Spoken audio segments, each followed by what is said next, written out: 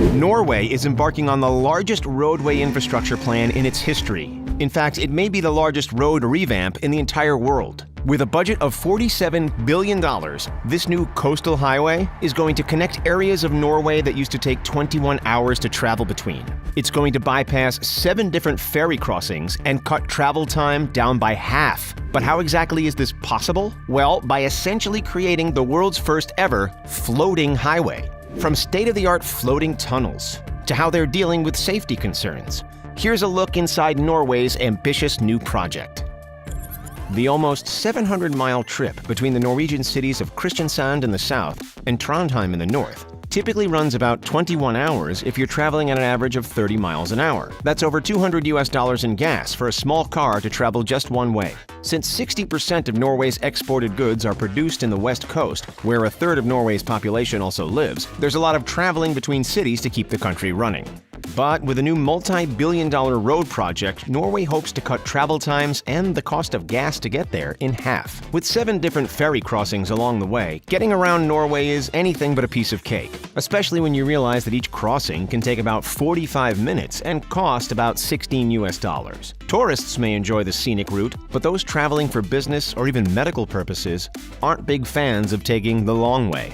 Fortunately, there will soon be a shortcut, thanks to the development of the new coastal highway Route E39. This $47 billion infrastructure project aims to replace the ferries with bridges and to create conventional tunnels as well as what could be the world's first floating tunnel to form the highway. The submerged roadway is essentially a pair of concrete tubes submerged about 100 feet below the water's surface. This new and more predictable transport system will be a great benefit to Norway's national economy. It'll connect cities in ways they haven't been before and create new patterns of habitation for the people living there. These new roads will also shorten the path to reach hospitals, jobs, and schools, creating a more stable and diverse economy and a lot of happy commuters. Norway also hopes that the new highway will increase their population. Some areas, like Tysons, a region of rural municipalities located on an archipelago off the coast, have lost over 50% of their population in the last century due to inaccessibility. The trend of population loss is continuing across Scandinavia. There are many benefits to restructuring the E39, but preliminary estimates show that the required investments and improvements will cost much more than the $47 billion highway budget. They estimate it could even be as much as 340 billion Norwegian krone or $38 billion extra. So why exactly does Norway want to embark on this crazy floating tunnel strategy instead of just making more bridges? Norway has a few environmental issues with making roads. First, the harsh weather conditions can be unpredictable, with roads often closing and ferries having to cancel their departure last minute due to snow, heavy winds, or high waves. This leads to people driving for hours only to be turned away at crossings and forced to put their plans on hold. Norway is also home to many deep fjords, which makes things like bridges necessary. But they can have a huge impact on the environment and be unsafe in those harsh weather conditions. To decrease environmental impact and maintain Norway's natural beauty, the best and most efficient highway is the one that's almost completely hidden. With this in mind, the innovative new design Norway is going with is known as a Submerged Floating Tube Bridge, or SFTB. Ariana Minaretti, a chief engineer in the Norwegian Public Roads Administration, told CBC that some stretches they have studied will have average-sized tunnels of about 5 to 6 kilometers long, while others might be only 600 meters long. She also explained that the submerged floating tube bridge was actually first conceptualized by naval architect Sir Edward Reed all the way back in 1886. It was proposed again in Norway in 1923, but the technology still wasn't quite ready for such a big project. Now, finally, the idea dating back more than a century is close to becoming realized. With bridges that span long distances, you need arches and suspensions at certain points. But for a submerged floating tunnel, if you do it absolutely correct and balance the weight of the structure with the buoyancy of the structure, it can go on forever, said Niels Erik Anders Ronquist, a professor of structural engineering at the Norwegian University of Science and Technology, who now works as a consultant on the new highway project. When a fjord is deeper than 100 meters or wider than 2 to 3 kilometers, the seabed is too deep for a traditional rock tunnel because it implies the use of a huge amount of land on the shores.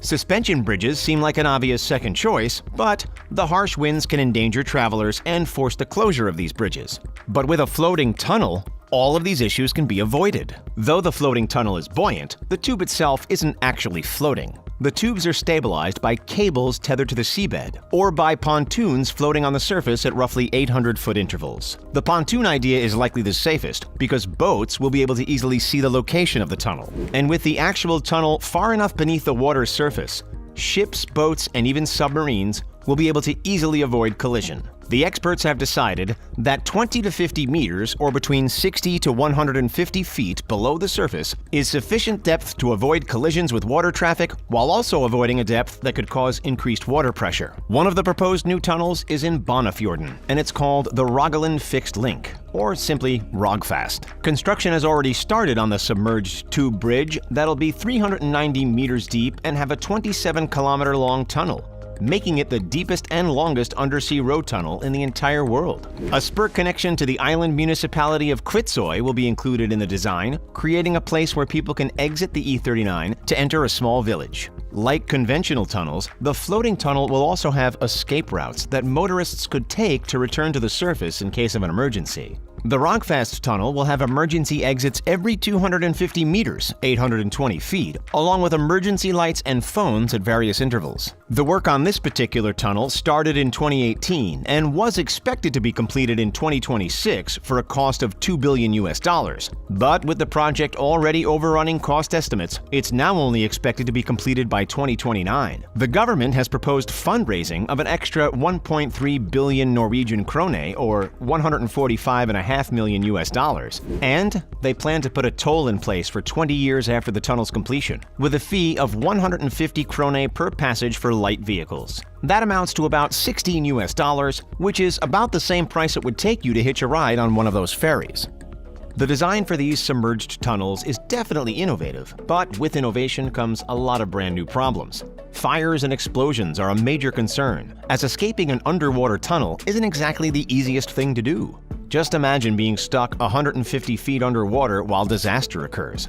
That possibility is enough to make even the most seasoned traveler anxious. Thankfully, Norway is already on the case to make sure their floating tunnels are as safe as possible. They have been testing small-scale fires and explosions in their tunnels to plan for cases where a truck is carrying dangerous goods or two large vehicles collide. They need to have a prepared and standardized exit strategy, as well as a response team that can quickly get down to the tunnels if anything goes wrong. Access for emergency services is absolutely crucial. However, the most challenging part of the design is getting to know the fjords and the best way to maneuver around or through them without causing any lasting environmental damage. Thankfully, the Norwegian Public Roads Administration has been studying Norway's natural landscape for years to best understand how automobiles and the environment can safely coexist. Even with their vast knowledge and research, the most challenging fjord to get right is the Sonja Fjord.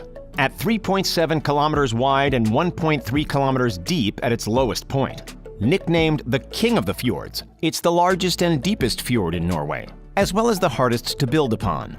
Experts are still evaluating whether some fjords, like this one, are even suitable for a submerged floating tube bridge.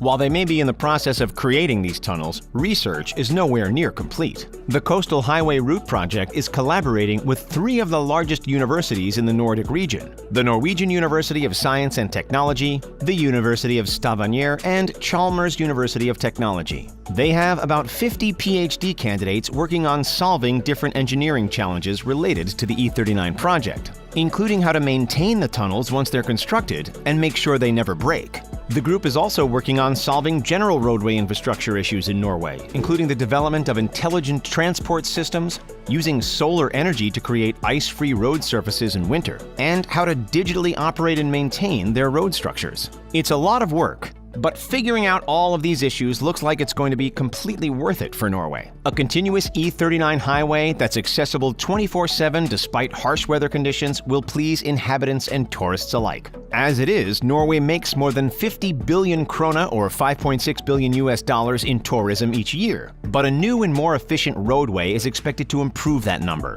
The E39 will also create new links between islands and the mainland. encouraging more economic activity in areas that used to be a lot harder to visit. Norway hopes that their new floating highway will be accessible to traffic by 2050. It plans to be about 1,100 kilometers long by the end of construction, cutting back on all of the 7 ferry crossings plus an additional cutback of 50 kilometers of roadway. While this ambitious project might be the first structure of its kind, it definitely won't be the last. Engineers in Italy and China are already pursuing similar concepts.